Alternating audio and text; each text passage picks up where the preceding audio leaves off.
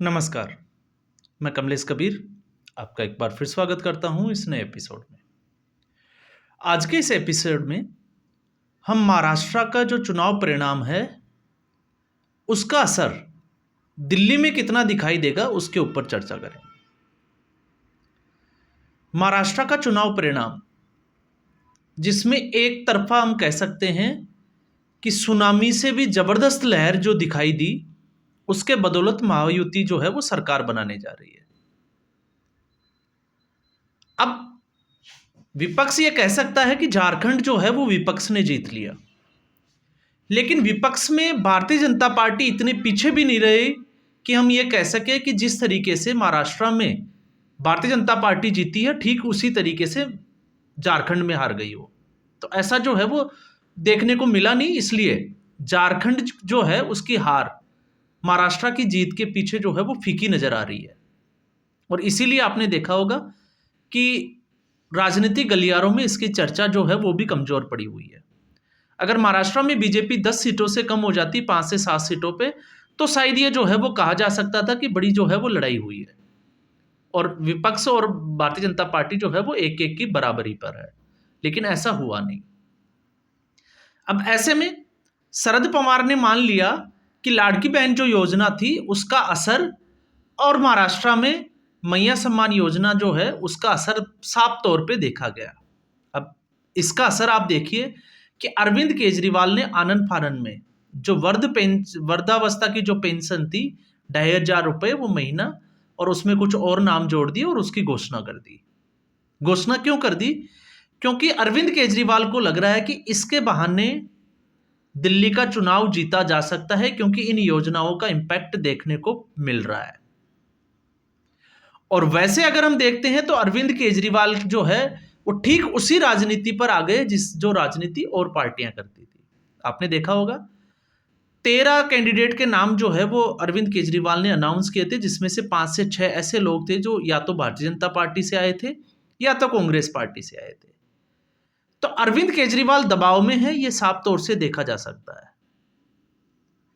और जब से अरविंद केजरीवाल लोकसभा के चुनाव हुए हैं उसमें सिंपैथी वोटर, क्योंकि हेमंत सोरेन के साथ हम तुलना इसलिए नहीं कर सकते क्योंकि कुछ लोग करने में लगे हुए हैं, लेकिन हम इसलिए नहीं कर सकते क्योंकि हेमंत सोरेन को जिस तरीके से एक सिंपैथी वोट मिला वो अरविंद केजरीवाल को नहीं मिलने वाला। और वो इसलिए क्योंकि लोकसभा में अरविंद केजरीवाल को जमानत मिल चुकी थी, हेमंत सोरेन को नहीं मिली थी। अरविंद केजरीवाल का जो केस है वो भी थोड़ा अलग है और हेमंत सोरेन का जो केस है वो भी अलग है, इसलिए दोनों की परिस्थितियां भी बिल्कुल अलग है। अब ऐसी स्थिति में मुद्दे जो है वो इस बार भारतीय जनता पार्टी के पास बहुत सारे होने वाले हैं, लेकिन उनमें से एक मुद्दा जो है वो बटोगे तो कटोगे। उत्तर प्रदेश, नोएडा और इसके सटा हुआ दिल्ली। तो ऐसी स्थिति में योगी आदित्यनाथ का प्रभाव ना हो, ये जो है वो कहना थोड़ा सा बेईमानी होगा। तो ऐसी स्थिति में अरविंद केजरीवाल उस बटोगे तो कटोगे की काट के चक्कर में जो है वो इस तरीके की हो सकता है 1-2 घोषणाएं और कर दे महिलाओं को लुभाने के लिए, या फिर और भी कोई जो है वो घोषणा अरविंद केजरीवाल कर सकता है। और आज जिस तरीके से फिर से जो है वो अरविंद केजरीवाल ने एक कॉन्फ्रेंस की थी और उसमें जो है वो बोलते हुए नजर आए, और जिस तरीके से उन्होंने बजट की बात की, लेकिन उसमें एक गहरी बात और है। एलजी ने अभी एक मुद्दा उठाया था कि अरविंद केजरीवाल सीएजी की जो कैग जो संस्था है जो रिपोर्ट तैयार करती है उसकी 12 रिपोर्ट्स जो है वो सार्वजनिक नहीं कर रही। तो क्यों नहीं कर रही? तो क्या अरविंद केजरीवाल को यह डर है कि वो अगर सार्वजनिक कर देगी तो फिर उसका जो है वो दिल्ली से विदाई तय है। तो अरविंद केजरीवाल ने सारे जो है वो जतन कर चुका, और अब हार के जो है वो अपनी योजनाओं को, या हम कहें कि अब जो है वो अरविंद केजरीवाल दूसरों की योजनाओं को कॉपी करने में लग गया। आपने देखा इससे पहले दूसरी पार्टियां जो है, चाहे मजबूरी कहें चाहे कुछ भी कहें, अरविंद केजरीवाल की घोषणाओं के मुकाबले जो है वो फ्री वीज की जो रेवड़ियों वाली जो घोषणाएं थी वो करती थी। लेकिन अब जो है थोड़ा सा माहौल बदला है, अब अरविंद केजरीवाल उसी डर्रे पे आ गए। अब भारतीय जनता पार्टी को इस वक्त अगर चुनाव होते हैं तो भारतीय जनता पार्टी आम आदमी पार्टी से आगे दिखाई देती है। लेकिन भारतीय जनता पार्टी की एक दो कमियां हैं, उससे वो कैसे उस चुनौती से पार पाएगी, ये जो है वो देखना बड़ा दिलचस्प होगा। और वो है उधार की राजनीति।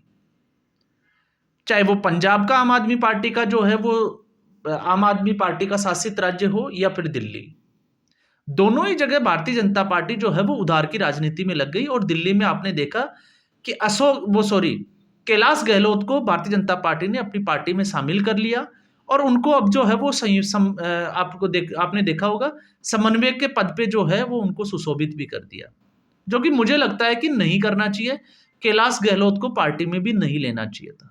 और मैं तो इससे पहले बात भी कर चुका हूं कि भारतीय जनता पार्टी सिर्फ और सिर्फ जो है वो हिंदुत्व की अगर राजनीति करती है और नुपुर शर्मा को चुनावी मैदान में उतार देती है, मैं तो कहता हूं भारतीय जनता पार्टी की एक रणनीति और राजनीति का एक आपने देखा होगा एक ट्रेंड रहा है कि वो किसी भी राज्य में जब चुनाव लड़ती है तो वहां पर मुख्यमंत्री का चेहरा जो है वो सामने नहीं लाता। और ऐसी स्थिति में दिल्ली में भी उम्मीद यही है कि भारतीय जनता पार्टी किसी भी बिना किसी चेहरे के जो है वो चुनाव में उतरेगी। लेकिन मेरा मानना यह है, और ये मेरा एक निजी आकलन हो सकता है, कि अगर भारतीय जनता पार्टी नुपुर शर्मा को मुख्यमंत्री का जो है वो चेहरा घोषित कर देती है चुनाव से पहले, तो ये उसके लिए जो है वो एक, जिसको हम ये भी कह सकते हैं कि जो फाइट भी हम देख पा रहे हैं उससे भी भारतीय जनता पार्टी बहुत आगे निकल जाएगी एक तरफा जीत की तरफ। और क्यों निकल जाएगी? क्योंकि अरविंद केजरीवाल मुख्यमंत्री है नहीं, और या हम कहें कि साड़ी के बेस में जो है वो अरविंद केजरीवाल ही है। तो आतिशी मार लेना, वो तो वैसे भी जो है वो डमी सीएम है। और जिस तरीके से अरविंद केजरीवाल सड़कों पे निरीक्षण देते हुए उनके जो फुटेज जो वायरल होते हैं, तो उस हिसाब से आप अंदाजा भी लगा सकते हैं। और दूसरा, आपने ये भी देखा कि जिस तरीके से अरविंद केजरीवाल की राजनीति रही है, आरोप लगाकर भाग जाना, तो अभी भी वो वही राजनीति जो है वो कर रहे हैं। लेकिन जो जहां तक मुझे लग रहा है कि आने वाला जो विधानसभा चुनाव है वो अरविंद केजरीवाल के लिए बहुत मुश्किल होगा। और केजरीवाल की असली जो परीक्षा है वो इसी विधानसभा चुनाव में होगी। क्योंकि इससे पहले अरविंद केजरीवाल ने किस तरीके की गोटियां खेली थी, जिस तरीके से उसने मफलर पहना, ढीले कपड़े सिलाए, चप्पल पहनी टूटी हुई, और एक आम आदमी बनकर जो है वो दुनिया को बेवकूफ़ बनाने का जो प्रोपेगेंडा रचा था, अब वो जो है वो पूरा का पूरा एक्सपोज हो गया है। और अगर आपको लगता है कि ऐसा जो है वो इसमें सच्चाई नहीं है, तो मैंने आपको अभी एक वीडियो बनाया था पुण्य प्रसून वाजपेयी का। मैंने उस वीडियो में भी जिक्र किया था कि 2014 में जब अरविंद केजरीवाल ने इस्तीफा दिया था, तो पुण्य प्रसून वाजपेयी के साथ उनका एक वीडियो वायरल हो गया था, जिसमें वो साफ तौर से कहते हुए नजर आते हैं कि उनका जो इस्तीफा है उसको ऐसे दिखाया जाना चाहिए जिस तरीके से भगत सिंह को फांसी दी गई थी, या भगत सिंह का जो बलिदान था उसकी तरह। और फिर उसके बाद में पुण्य प्रसून वाजपेयी ने अपने शो में ठीक उसी तरह का जो है वो वही चीज दिखाई थी। इसलिए मैंने पुण्य प्रसून वाजपेयी को मीडिया का सबसे बड़ा फिक्सर भी कहा है। तो परिस्थितियां जो है वो राजनीतिक विश्लेषक वो यही देख रहे हैं कि अरविंद केजरीवाल के साथ मुश्किल है, और मुश्किल ये भी है कि कांग्रेस पार्टी क्या आम आदमी पार्टी के साथ गठबंधन दिल्ली में करेगी या नहीं करेगी, जिसकी उम्मीद जो है वो बिल्कुल कम है। क्योंकि कांग्रेस पार्टी ने आम आदमी पार्टी के खिलाफ जो है वो पूरा अपना चुनावी बिगुल जो है वो फूंक चुकी है। अब महाराष्ट्र के चुनाव के बाद में अगर अलायंस को बचाने के लिए अगर कांग्रेस पार्टी आम आदमी पार्टी के साथ गठबंधन करना चाहेगी भी, तो मुझे नहीं लगता कि आम आदमी पार्टी कांग्रेस पार्टी के साथ गठबंधन करेगी। क्योंकि हरियाणा से अरविंद केजरीवाल पूरी तरीके से तिहाड़ जेल से जमानत पे बाहर आ गए थे। हरियाणा के चुनाव में उन्होंने एक कार्ड भी खेला था कि वो हरियाणा का बेटा है, लेकिन हरियाणा की जनता ने नकार दिया, और एक सीट को छोड़कर बाकी सभी सीटों पर जहां पर आम आदमी पार्टी ने चुनाव लड़ा, वहां पर आम आदमी पार्टी की जमानत जब्त हो गई। तो पूरी तरीके से जो है वो एक्सपोज होकर रह गया। तो ऐसी स्थिति में आने वाला जो समय है वो कांग्रेस पार्टी के साथ साथ अब आम आदमी पार्टी के लिए भी जो है वो मुसीबत बनने वाला है, बशर्ते भारतीय जनता पार्टी जिस तरीके से महाराष्ट्र का और हरियाणा का चुनाव लड़ी, ठीक उसी तरीके से दिल्ली का चुनाव लड़ने की कोशिश करें। अगर इसके इतर भारतीय जनता पार्टी कुछ सोचती है, तो फिर जो है वो भारतीय जनता पार्टी की भी मुश्किलें बढ़ सकती है, इसमें कोई दो राय नहीं है।